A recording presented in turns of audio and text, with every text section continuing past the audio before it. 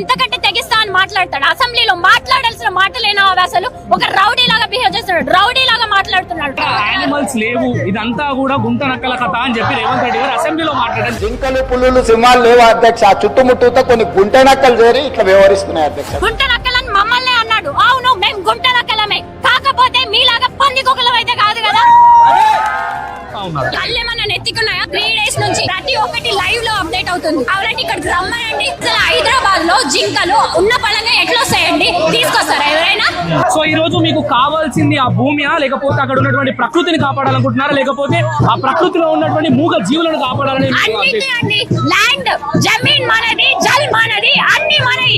అన్నిటిని కాపాడాలనుకుంటున్నాం. ప్రజలు మనోళ్ళు, ప్రజలని కాపాడాలనుకుంటున్నాం. అక్కడ ఉండే ప్రతి జింక పిచ్చుక అన్నిటిని కాపాడాలనుకుంటున్నాం. అబద్ధం మాటలని చెప్పదు. గుంట నక్కలని స్ట్రైట్ గా వచ్చేయండి. ఎక్కడో ఒకసారి అనడం కాదు, అసెంబ్లీలో రౌడీ లెక్క మాట్లాడడం కాదు, అసెంబ్లీలో కరెక్ట్ గా మాట్లాడండి. డెమోక్రటిక్ గా ఇక్కడ ప్రొటెస్ట్ జరుగుతుంది. మీరు డెమోక్రటిక్ గా ఉంటే లాఠీ చార్జీలు ఇవన్నీ చేయడం కాదు. రండి ఇక్కడికి, దమ్ముంటే ఇక్కడికి రా, వచ్చి మాట్లాడు, వచ్చి చూడు.